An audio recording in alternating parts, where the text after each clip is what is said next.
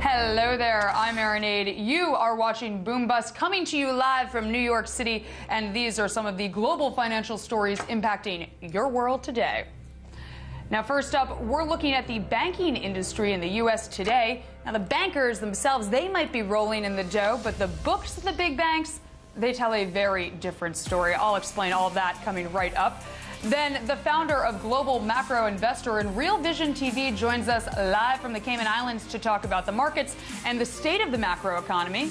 And in today's Big Deal, Edward Harrison and I are talking about the big numbers, big business, and big payouts behind the NCAA's March Madness tournament. Time now to get to it.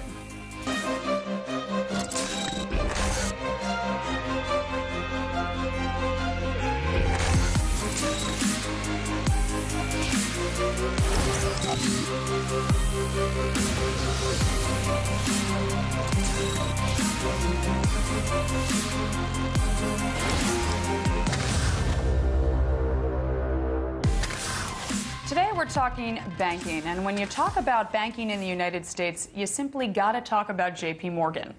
Jamie Dimon, JP Morgan's CEO, has vowed to fight the Fed over capital requirements for the big banks. And as we all know, the Fed is upping the amount of capital that the biggest banks must have on their balance sheets in order to create a safe cushion for the next crash. Now, the Fed's tougher capital rules give the mega banks an incentive to shrink, but Dimon has no intention of doing that. And that's because if you purely look at just the numbers, a lot of the shrinkage in the banking industry is because the industry as a whole isn't doing great. Citigroup's return on equity, or ROE, was the hardest hit at the time of the financial crisis, and the bank nearly collapsed. In fact, Citi's ROE only became positive in 2010. Citigroup's stock currently trades at a discount to book value of 28%. Now, what that means is that their book value is higher than what they actually trade at in the market. So basically, what they have on their books isn't what the market sees them being worth. And Bank of America's price-to-book ratio is about the same as Citi's, so Citi's not alone in this predicament here. Now, the average price-to-book ratio for equity holdings in the SPDR ETF is 1.37. By comparison, that's almost double the price-to-book that you'd have at Citi. Mind you, the SPDR ETF is a proxy for the whole universe of American large-cap stocks. So why are Citi and other big banks trading at such low price-to-book ratios? That's the big question, and the answer is because their business isn't doing that well. Now, critics argue that enormous banks have an unfair advantage because everyone knows the government deems them systemically important and wouldn't dare let them default. Not only that, they are also able to borrow more cheaply than smaller competitors. But in spite of this, they still have a problem with their returns to investors. The Fed doesn't order banks to downsize. It simply requires that the big, complicated ones have more capital than the smaller, less complicated ones. But none of this is to say that the big banks are secure in any way. And that's because size isn't their only issue, or possibly even their main one.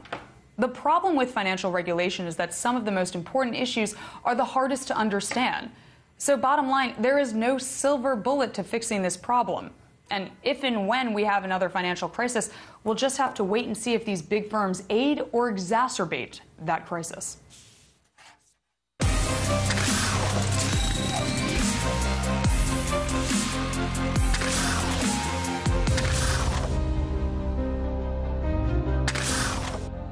To get his insight on markets, Raoul Pal is back on the show. Raoul is the founder of Global Macro Investor and Real Vision TV. Real Vision is an online subscription-based business news network, and I asked Raoul what type of person or audience benefits the most from the content on Real Vision TV. Take a look at what he had to say. Well, I guess we set it up really to offer kind of in-depth financial information for everybody. So it's not just for the experts, but it's for people who kind of don't trust financial information as they see it portrayed in most of the media. So it's basically from anybody who manages their 401k through to the RIA networks, through to the average man in the street, along with the market professionals as well. There's kind of something for everyone there.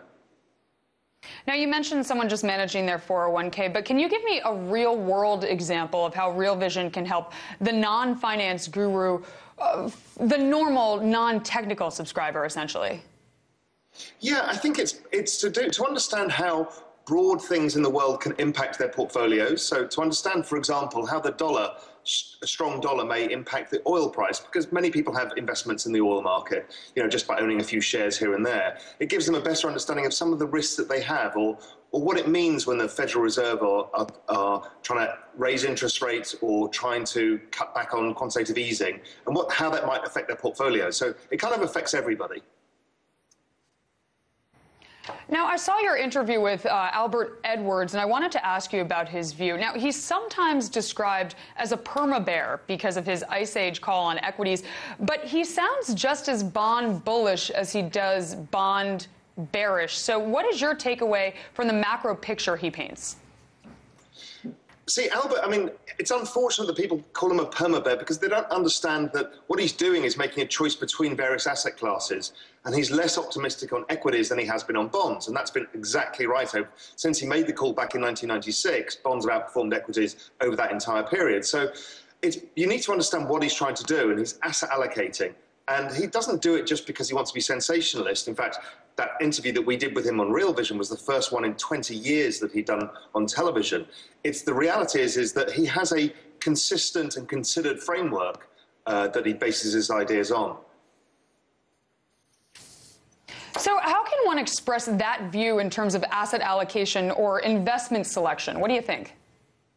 Well, I think, it depends on people's risk appetite and how they view the world. But his view has been right, and it's my view too, that the bond market has still a good place in your portfolio. It may get riskier in due course, but generally in a disinflationary or deflationary environment, you need to own some bonds. So for the average guy to own one of the kind of bond ETFs makes total sense as a part of their portfolio mix, and much more than you're ordinarily told to keep as part of your mix.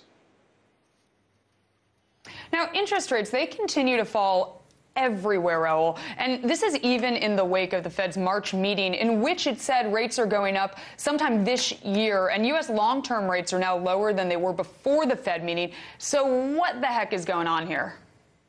Well, I think the market is telling us, and I firmly believe it to be the case, that the Fed cannot raise rates. If every single central bank around the world pretty much is cutting rates, and the Fed are trying to say that they can raise rates, whether it's to have new bullets ready for the next recession when it comes, or whatever reason, the bond market's saying it cannot happen because you will slow the economy.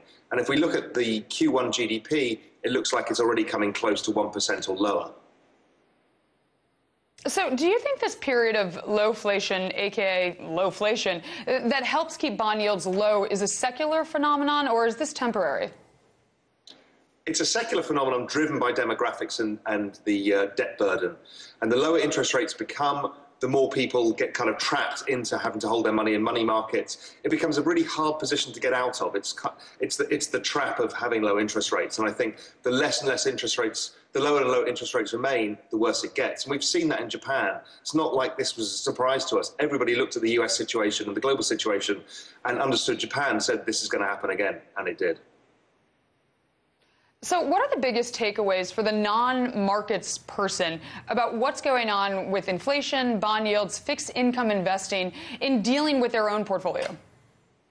Yeah, I think if you say, okay, well, I noticed that the oil price has fallen a lot and many commodity prices have, and I know that inflation is very low and people around the world are cutting interest rates, then the chances are that bonds will do particularly well. And therefore, maybe you should up your allocation to some of the bond funds that I mentioned before, to the ETFs, for example, a very straightforward way of doing it. And I think that will help protect them against some of the issues that disinflation or deflation may cause within the equity market, which is much more strongly valued and is very kind of overly optimistic in its view going forwards. So I think if you would do that, you would probably balance up the risks in your portfolio much better than they are now.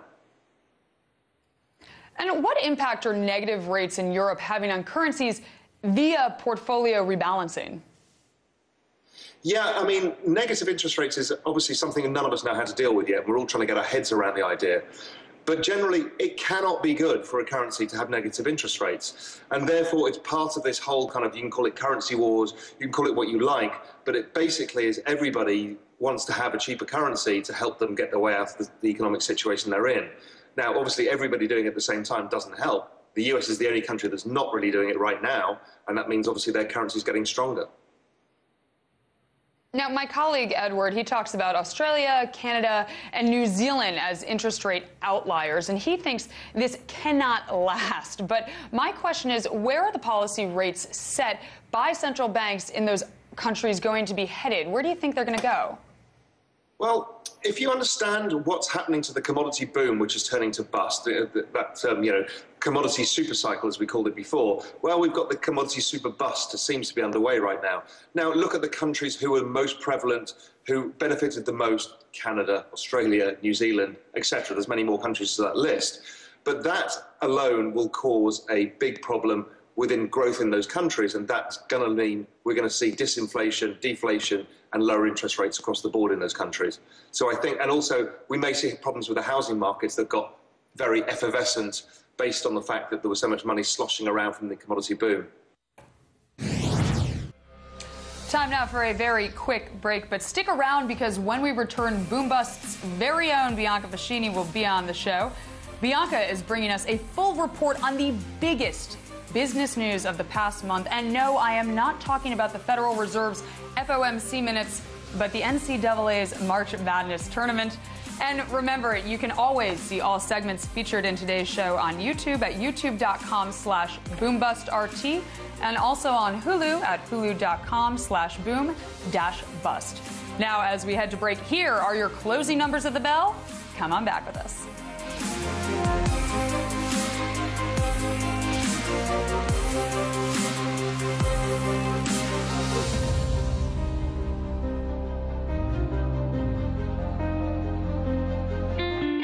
I think the shutdown's pathetic, Larry. We shouldn't have to pay taxes then, should we? Good idea, Jesse. But have no fear, because the billionaire oligarchs are here. What if there were a country in which the government operated outside of constitutional rule? 40% of the food that we produce in the country never makes it into our mouths. How much fallout do you think this is going to create for the CIA? Do you think this is what's triggering the crisis? America's the largest economy in the world. It's also the largest debtor nation in the history of the world. I need to know what to be terrified of.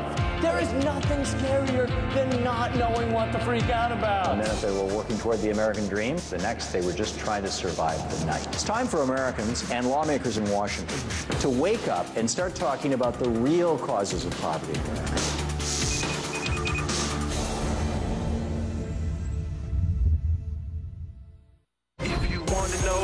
On in your city, in your streets, never back down like Tyrell, and the truth is what you seek. To analyze, investigate from the bottom to the top. You speak your mind like Sean Stone, whether they like it or not. I got Tabitha, Miss Wallace, with the wisdom and the pearl. Between the outrage and the evidence, what's going on in this world? Watching the hawks, watching the hawks, watching the hawks. Listen when they talk.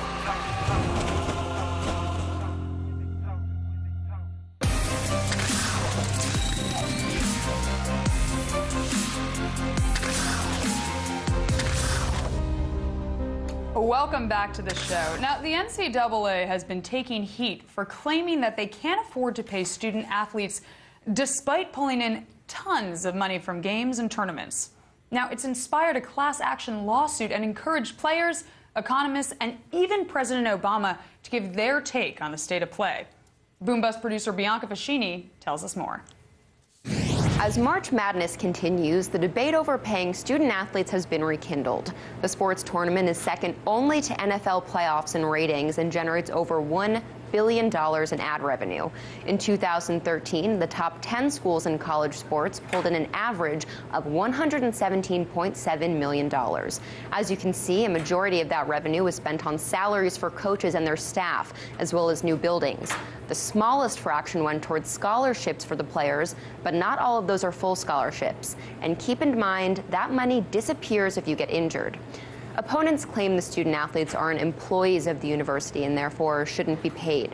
There's also a question about how paying student athletes would overall change the atmosphere on campus. But it's also true that the players, in addition to getting an education, are the main force behind athletic programs that bring in millions of dollars per year for their schools. We've heard previously from some NCAA officials like Oliver Luck, who said paying the players would be detrimental to the whole concept of intercollegiate athletics. And Clemson football coach Dabo Swinney, who argued that there's just too much entitlement in this world and letting his players somehow make a profit would make that worse. But now more people are speaking up about changing the system. Even President Obama weighed in, expressing the issues he has with a number of NCAA policies. What does frustrate me is where I see coaches getting paid millions of dollars, athletic directors getting paid millions of dollars, the NCAA making huge amounts of money, and then some kid gets a tattoo or gets a free use of a car, and suddenly they're banished. That's not fair. Considering the NCAA is a nonprofit organization, it might be time to reconsider how they handle their millions. Reporting in Washington, Bianca Ficini, RT. Now, Edward Harris and I will discuss this a little bit further in today's Big Deal. But first, it's defining moments. And now we're showing you the best comments made by our guests from this past week. So take a look at what they had to say on China's economy, the ECB, Greece, the Fed, and much more. I mean, I have maybe about 15–20% of my money for my clients there. Most of it's in insurance companies, though. There are their own issues there because you have too much surplus in the industry. Still, they're not that expensive. But the companies are soundly managed. And banks. They have, if the economy does begin to take off, there's room for businesses to take on more debt. There are things that they could do, but so about 20% of our assets are there, and that's a reasonable place to be. Can it continue on forever that way? Well, we got over levered in 2005, 2006, 2007, but it's not as bad right now. The Chinese economy is certainly losing momentum. Now, the official figures are always a little difficult to interpret, but what is the reality is that investment growth has powered growth in China for the last few years. And investment growth, especially residential investment, is cooling off quite a bit because there is still a lot of excess supply in certain parts of the housing market. Now, the government has set in place a growth target of 7%. I have no doubt that they can achieve this target because they have enough room in terms of fiscal policy, monetary policy. But the big question is how they get there. If they get there once again by ramping up investment, that's not going to be so good for the long run because that could mean more excess capacity in some industries that already have excess capacity. What they should be using more effectively is fiscal policy. And the latest meeting of the government a few days ago did suggest that they're going to shift towards a fiscal policy in order to boost domestic demand. And domestic demand has to be where the answer is because certainly the world economy is not going to be able to absorb much exports from China. It's very diffused, and you're seeing it also with the election results, whether it was Le Pen's party, they got, what, 25% of the vote, they expected more. Well, you saw it with the Podemos party recently elections this past Sunday and in Spain, and they didn't come in as strongly as they thought. You saw the waning of power in Italy with the Five-Star Movement, Beppe Grillo's party, and the Syriza party in Greece. It's not doing what they said they were going to do when they got elected in fighting the austerity measures. So the pressure is there, but the organization lacks. But when you look at the fundamentals of how many people are really unhappy with this, I believe it's going to take a spark, something to ignite the people in a way they haven't been ignited before. But right now, it's a flat line of descent. I have to say that I think both sides have handled this pretty clumsily. I think the Greek side has in its defense the fact this is a very new government and a very inexperienced government, and so can be excused for perhaps not being the most sophisticated of negotiators. But the German side has, in my view, also been incredibly crass. I'm not speaking here about Mrs. Merkel, who I think is concerned about her finance minister's very, very aggressive attacks on the Greek. But then having said that, it's clear also The German politicians are very uneasy about what's happening and are very hostile to Greece. And I heard today that the Belgians have started saying that a Greek exit would do no harm to the euro. I think that is complacent. And I think people are being very narrow in their interests. But, you know, we need wise heads here. We need experienced heads. We need heads that can emerge from an ideological morass, if you like, and provide some good, sound leadership.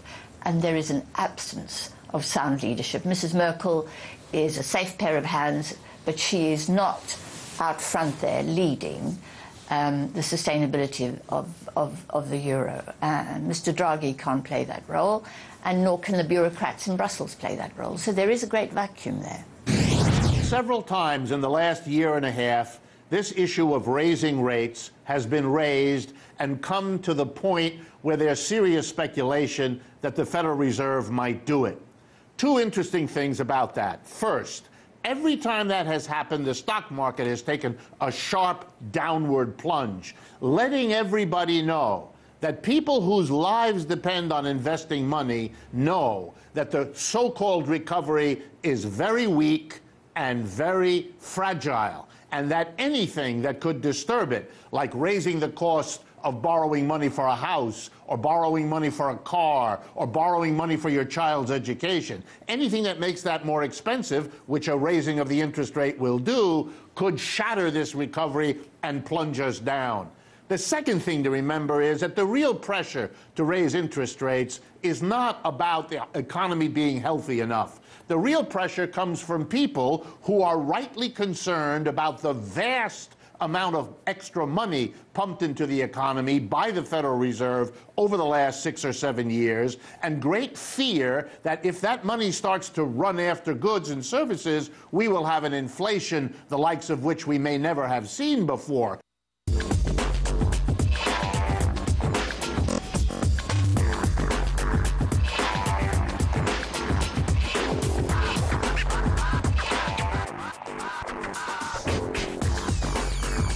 It's big deal time with the wonderful Edward Harrison, and today we're talking sports because we like to mix it up a little, and it's March, which means it's NCAA March Madness time. So Ed, college sports, it's big, big business. In fact, a lot of people think that the college games, they're more exciting to watch than pro games, and this isn't just for basketball, but also football and some other sports. So how much money are we talking about here? We're talking about $1 billion, you know, March Madness. You know, it was interesting here. I saw something that was a breakdown of where the money's actually coming from. And it's amazing that actually the NCAA tournament produces 84% of the money. So the tournament alone is where things are happening. Now, another interesting facet was there was a graph that we don't have, but it shows that 20 years ago, in 1995, the NCAA only had $250 million. Now it's gone up 4 times in the last 20 years. That's an amazing increase in the amount of money that people are making off of these student athletes.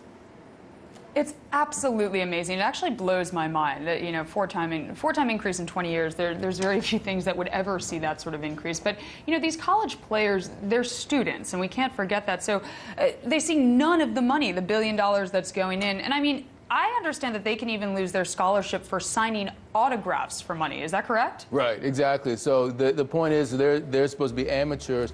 And the substance is that they can't sign autographs on jerseys and so forth. We've seen people actually lose their scholarships, as you were saying, over just minor infractions of that nature. It's unbelievable to me. And, you know, this whole kind of arrangement, it strikes me as a wee bit dodgy and dishonest, to say the least. And there's also a big class action court battle going on that highlights this very issue. So can you tell me a little bit about what's going on with the Ed O'Banion et al. Versus NCAA Electronic Arts and Collegiate Licensing Company? That's the name of that. Yeah, so Electronic Arts has this game out, and as it turns out, Ed O'Banion's in the game. Now, you may not remember Ed O'Banion, but he was the #9 draft pick in the 1995 draft. He did 2 years in the NBA, and he was a journeyman across the world for 8 more years, didn't earn a ton of money. Now he's selling cars for a living. But as it turns out, the NCAA and Electronic Arts are making tons of money from his image in a video game that's going on. Now, there are a bunch of other people who got none of this money as well, who are the former college athletes, and they're like, wait a minute, this isn't right, we want to sue, and so they're suing, and what we've seen so far from the lower court is that they actually have won. They're not actually going to get money, but in the future, college players will they could get up to their scholarship plus $5,000 a year as compensation that is legitimate given their use of their rights, their image rights. That's really unbelievable to me. I have to say that, not that my opinion matters in any of this or in any of these court cases, but if you're going to use someone's image and then not pay them for it, that seems like a total violation to me, particularly when they're out of college. You know, it's one thing if they're in school, I can see why the NCAA doesn't want to muddy the waters, but that's amazing. And I understand that John Oliver, the comedian over at HBO, he's on the case. I think we have a clip, so let's roll this. You'll get to enjoy all the fun of being screamed at by a middle-aged millionaire while living in constant fear of losing your scholarship, be it from a career-ending injury, accidentally accepting a free lunch when you're hungry, or directly profiting in any way from the value of your work. Because making money's utterly antithetical to the whole principle of collegiate athletics. There you go. Isn't that totally how it is, right? Brilliant, brilliant. And, you know, I love Oliver, and some would say that it's kind of sad that Americans, they now get, you know, real news from comedy shows like Oliver's.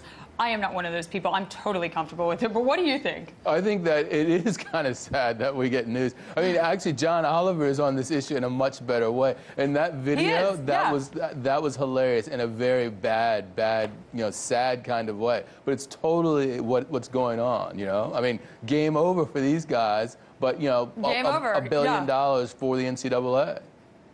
It's so true. And, you know, I have to say that there's a part of me that thinks it's really good that comedy shows that reach more people, you know, people who would watch standard nightly news or other media might not watch a comedian. But, excuse me, they might not watch a comedian, but if they watch a comedian, they might not watch the news. This way you're covering more ground if you're packaging it like this, which is why I kind of feel comfortable with it. Because if it is the truth, why not get it out there? And why not make it funny? Life is short. But, you know, I have another question for you. The Final Four, it's this weekend, Ed. So who is in that tournament? Right? Next weekend. Clearly, I haven't been watching. But who's in next weekend's tournament? Oh, you know who's going to win is Kentucky, and I'll tell you why. Because their star, who has the most points per game, his first name is Aaron, and his last name is Harrison. So that's how it has to be. I am so rooting and they're for undefeated. Kentucky now. Really? Yes. Okay. Look at how much we're learning. And this has been really fun. Love talking sports with you. We'll do it more. That's all the time we have for now, though. But thank you for watching, and please remember to drop us a line on Twitter @AaronAid, @EdwardNH, or on Facebook. From all of us here at Boom Buzz, have a wonderful weekend. See you next time. Ciao.